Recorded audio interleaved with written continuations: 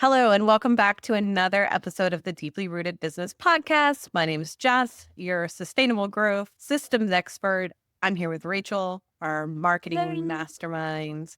Today's episode is all about taking a step back, hitting pause on your business, and reflecting. I think as business owners, it is so easy to get caught up in the day-to-day hustle, especially during this time of year when it's the holidays. There's a lot going on business-wise as far as like end of year sales. I know Rachel and I just spent a couple of moments catching up, and we are both feeling the overwhelm. And I think that I can't remember like the actual motto or proverb or something, but it basically like that's why in the midst of this busy year, we're doing this episode, and we're also going to have a special gift for you at the end to show our gratitude for you and being part of our community, to remind you to pause, take a step back, breathe, come back to your center.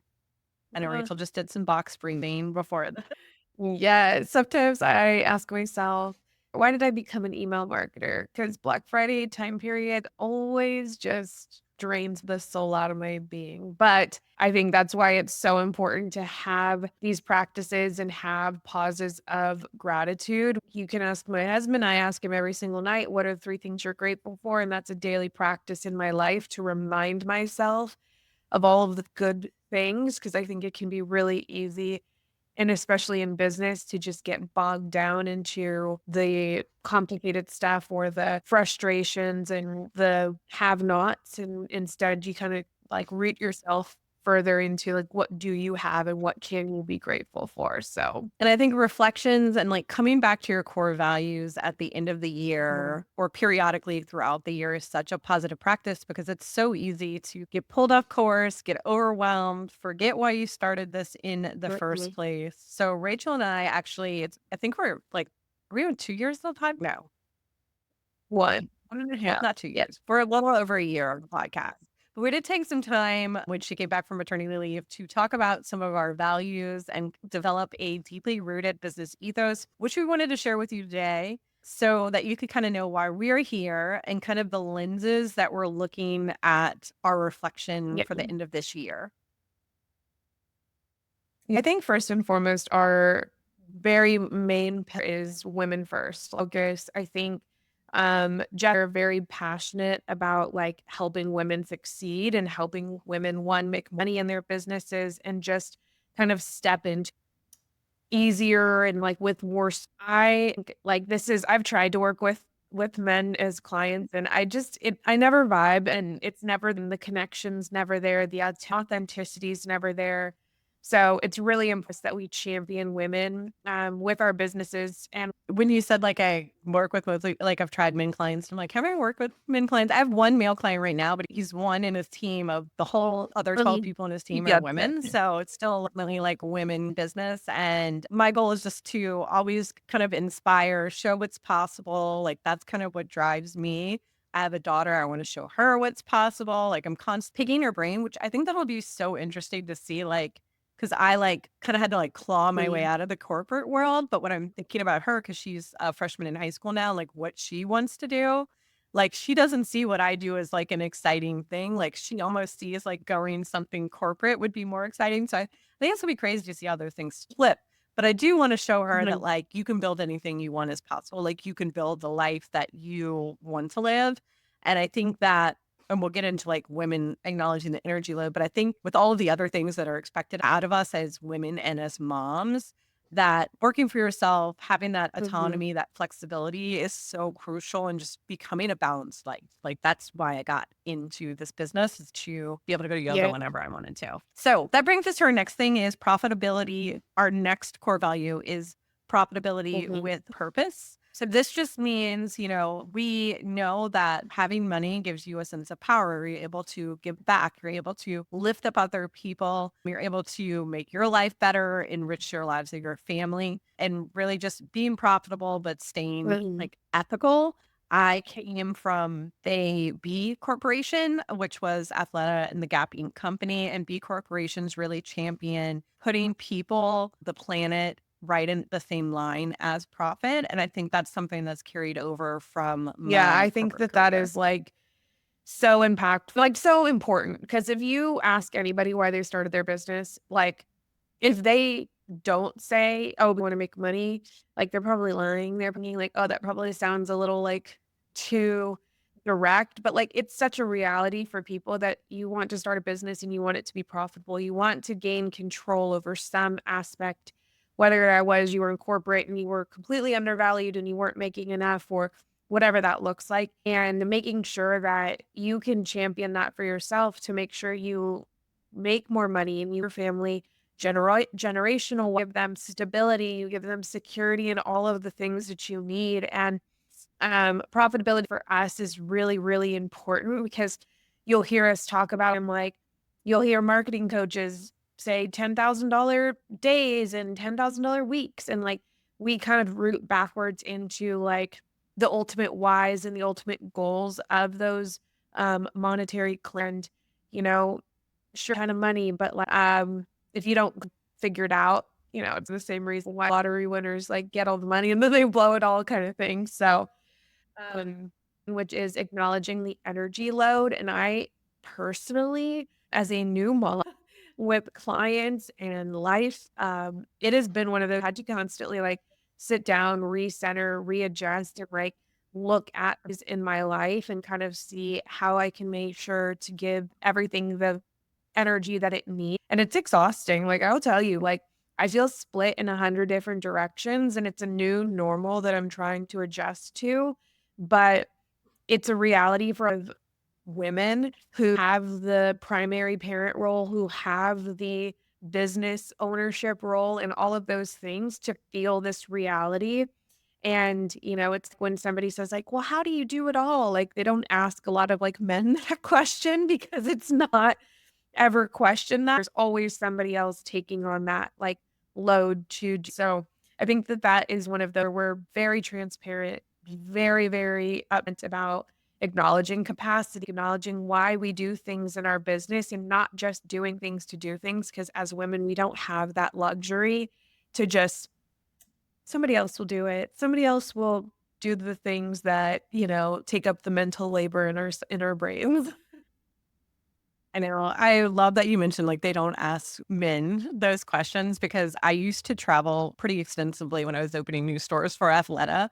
And that would be the number one question I got from any new team when they would find out I had a kid. If you're traveling, who's watching your kid? And I'm like, I know that men don't get asked those questions, and that just shows, like, that society and, like, women Lady. were asking me this, it wasn't men, you know? So it just shows that our society still has a long way to go in, like, sharing, like, the Mhm. load of parenting, and this is something that I'm, like, extremely like, this is why I embrace systems, this is why I embrace AI, this is why I, try to optimize everything because for me, it was truly, like, survival. Like I was a single mom for Yeah. 14 years. I have a boyfriend now who does a lot of help around the house. Don't know how we survived with that. And we had a lot of girl dinners and girl snacks. But really, it was like, how do I survive or how do I optimize my time and my life? And I think we have to be so Mhm. much better at it than men. And we just want to acknowledge that. And then also just give ourselves grace. Like I have clients all the time where they're like, we'll have accountability check-in calls and they're like, I didn't get anything done since the last time we talked because my kid was sick or this happened or this happened. But like, well, it happens. I'm all about planning, but I'm all about also like having flexibility and giving yourself grace when life happens because life is always going to happen. And it truly is a journey to like figuring out your Mhm. true capacity. And I feel like as a mom, our capacity changes so much because if my kids go back in school, then my capacity changes. When they're out for summer, it opens up a little bit. So I constantly have to be kind of like planning ahead and like reflecting on like what is going to be my capacity for like the Yeah, which next I think month. brings us to our next one, which is sustainability and growth. Like, it's really important the practices that we're implementing in our lives and in our businesses are sustainable because I think you have so many people that are saying like post 25 times a day and nobody's actually saying that, but post 5 times a day, send 20 emails a week and all of those things. And like at the end of the day, if it's not sustainable, it's not manageable. And when we're already torn in a different directions and trying to balance all of it, like Jess said, she is a advocate for the systems, advocate for making sure that things are working. as things are burning in the other side of things, you can, manage your glass plates and paper plates more effectively and more efficiently in both life and not having to sacrifice anything from your health. Or like, I remember when I was in corporate and we were in the crazy, campaign.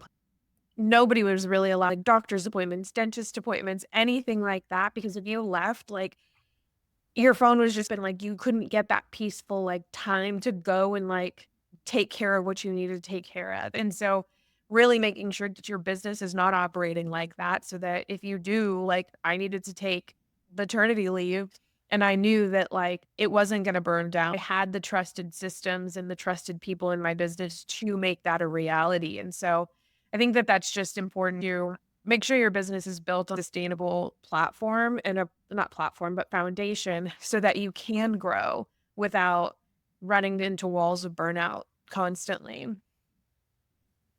Yeah. And I think it's just about consistency and like, again, honoring your capacity and just accepting the fact that there's going to be periods in your business where your growth is going to be accelerated because of life and because of outside things. And there's going to be periods where you're going to be forced to slow down, but that it's all going to happen as long as you continue to trudge Mhm. forward. And then our last one is community and collaboration. I think the number one thing that this podcast has taught me is that community and collaboration make things so much easier. As we talk about consistency, sustainability, all of that thing.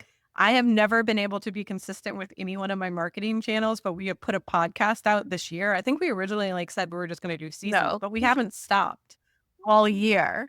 And it's because of the community, the collaboration, the accountability that comes with. It's a healthy accountability.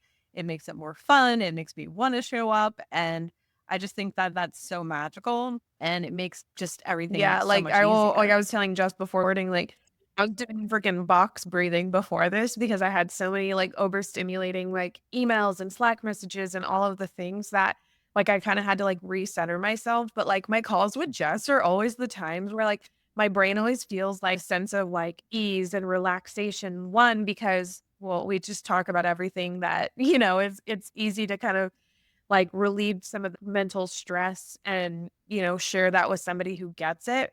But also like Jess and I have, created this like mini community within this podcast where it's just a place of joy now that we get to show up and we get to talk about things that we love and we get to do all these kind of like really fun ideas without any crazy major expectations or anything like that. So I think it's really important to have like that in your life and in your business. I have other that I tap into that I'm obsessed with and could not grow my business without, but just really partner with those and connect with those that kind of share the same values and vision as you. Yeah. So, in the spirit of reflection, I was actually inspired because one of the TikTokers I follow, her name is Eli Rallo. She's great theater fine. She loves Wicked, which I got my Wicked shirt on today because we're going to see it tonight. It comes up in my city. But she was doing 30 days of journaling prompts. And Rachel and I had actually talked about doing like a journaling, like the artist way program, like last year, I think around this time. And we're like, we're going to do it together, but I could never get consistent with journaling. And with her, I downloaded like the Good Notes app on my iPad and I've been doing it like not every day, but she gives really, really insightful prompts. So, and then also I have a client who is very, very successful in her business. And she always talks about asking yourself high quality questions to grow your business. So I thought, wouldn't it be great if we could create a 30-day journal that not only encourages you to reflect, but also aids in your planning process as you go into 2025. So that is how the reflection guide came to be. And you can get access to all of the questions. Up the link in the show notes and so that you can sign up for them and just get them delivered straight to your inbox. Is amazing, is going to put it into a fabulous Notion for everybody. Little gift for you guys that follow along through the last month of this year to kind of get you prepped for 25, which is wild that it's about to be 2025. I can't even understand it. Cool. So then to close it out, we just thought it would be fun to kind of go over, give you a sneak peek of some of the questions and kind of share our insights and what we're thinking. So our first question is, what inspired me to start my business and how does this shape my vision for 2025? So I would say my business started from a place of corporate burnout. Like I could no longer participate in that corporate ladder. I wanted projects, campaigns that inspired me and that were fun and that could have an idea and get it off like the ground in no time versus going through the crazy approvals and this and that and all of that. So that is the thing that I think I kind of got away from after like year 3 in business. I think I'm like going into year 5 and I'm really looking forward to like get back into it. So my vision for 2025 is to like reinvigorate like new clients that I'm bringing in, make sure that they are aligned with that, like want to support them. I really want to like do fun, big, cool things and make sure that I'm not just like taking clients just to take clients, like be a little bit more strict on my boundaries as far as my ideal client and inbound leads are. I love that. I love that. I love this question too, because like my original answer, I've just thought about this question more and it changed. I always joke like I started my business so I could do more yoga because I really did enjoy the slow time during the pandemic. But the real reason before that is that in my corporate career, I kept hitting kind of like this glass ceiling. Like as a single mom in my field, any promotion I wanted, I would have to move forward. I can't move because I can't take my daughter away from her dad that lives in Louisiana too. So I kept hitting this glass ceiling where I would like do really, really good. Everyone knew it was great, but I couldn't go any further. So they ended up just giving me like corporate promotions, which like they don't pay you any more money, but you do more work for like the clout. It really wasn't fun at all. So I really wanted something where like my income level wasn't capped, my abilities weren't capped. And now that I'm thinking about it, this is kind of inspiring my plan for 2025 because I was just talking with Rachel and I'm like, I'm capped. I can't go any further. I need to move from freelancer to agency if I'm going to kind of, or like micro agency. I think right now I don't want it to be like a multi-million-dollar agency, but I do recognize the facts now that I'm limiting myself and maybe even my clients' results if I don't start to pull in other experts to support me and support my clients as we continue to help our clients like launch their group programs and all of that, all of those things. So I'm prioritizing kind of leaning into collaborating and expansion in 2025. Okay, so then not for day. The next question that we're going to reflect on is what are 3 ways that I can show myself grace and compassion when I'm feeling overwhelmed? And like I mentioned, I was already box breathing before this, and Jess has mentioned yoga, but Jess, what are other things that you are going to do to kind of yourself that reset when the oceans start going crazy? Yeah, I think I just need to acknowledge my wins. One of my strength finders is competition. So I'm constantly looking at other people's businesses and comparing myself to them. I think it's a trait of ADHD that like you don't like celebrate your wins enough. But when I do sit down and journal and reflect, because one of the girls' prompts was like, what would your like 10 yourself 10 years ago be proud of you for doing today? And I was like, started writing everything down, like thinking about, I had to do the math, like, okay, Stella was 4, and that's kind of how I figured everything out. And like, I didn't sound much. I got certified in yoga. I started my own business. Like left the toxic relationship. I'm like, girl, you were like killing it. But like before I started writing that journal prompt, I didn't think I was killing it. So maybe some more journaling about celebrating the I wins in my love life. that. I love that. Yeah. I mean, I need to get back into my journaling. I need to do my morning pages, and I've fallen off my yoga bandwagon, obviously being when I was like in the third trimester of pregnancy, I was just a freaking whale that just wanted to sit on the couch. So getting back into my like self-love practices and everything, that's what I'm gonna do because it's necessary. So All right. And then in our last question we're going to share is this is part of like our community and collaboration question is who in my community uplifts and inspires me in business? And I think I think my word for 20, because we always pick a word. So I think my word for 2025 is going to be collaboration.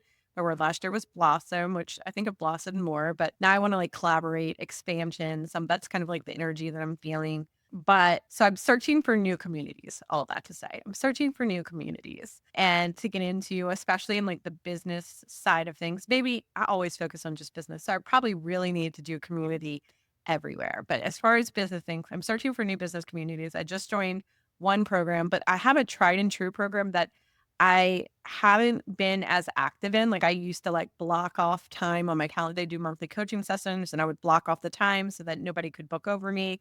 And then as we got busier in my business, I stopped protecting that time. The herb is called Wandering Aimfully. It's a super affordable program. I bought it maybe like 3 years ago. And now since I'm an affiliate for it, they have a very generous affiliate program. I've already paid for it back like twice, like in like the affiliate commissions that I've got for it. But I just love Jason Caroline's book of Wandering Aimfully so much. They are all about running an intentional business. They're not on Instagram anymore. You can't find them on Instagram, but they have awesome YouTube. We'll share their links below. And they basically are like the smartest people that I know. They're so inspiring. Like, how does your brain work like that? The most creative things that I do. Like, their program only opens up twice a year. And when I first discovered them, I emailed them and I was like, I need to get in now. Like, how do I get in now? And they emailed me back a link. But that inspires me so much. And like, how can I make that happen in my business? Yeah. Like, what do I need to do? Like, they're great, especially if you're just starting out in the business. Their program kind of like holistically covers everything in online business from like branding to marketing to like project management and like they're from who got me started in Notion, all the stuff. So it's such a like comprehensive program. I love Yeah, those I guys think so much. one I'll ask because Jess is my community that I think I'll always just back into like, yes, I get it. Like I know what I'm talking about. This is like it's very validating to have conversations with you.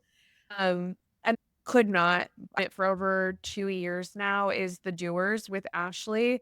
She is I just my like guru that the only trusted person I will go to and when it comes to growing and scaling, all of those types of things when it comes to business. She is just amazing. She's launched and started so many different businesses, which to me is the most thing that somebody's like done it and like tried and true, rinse and repeat in like so many different styles of business that it's not just a fluke that you're just falling in line for. So like I'm saying, I'll leave her down, but you guys can go check her out. Like just existing in base has made me a better business person. And yeah, just love her. And she knows. Yeah. Back to the next community I'm set to join is after this new community that I'm in. We're still testing it out, so we'll give the full review. Yeah. But if you want to dive deeper, if you want 30 days of prompts to help you get grounded, centered, ready for the new year, then we invite you to download our 2024 reflection guide. You can find it in the link in the show notes down below. If you found today's episode helpful, make sure you share it with another business bestie. And don't forget to subscribe, follow, like, share, all the things. Here's to building a more sustainable, more profitable, more peaceful business in 2025. We're rooting for you.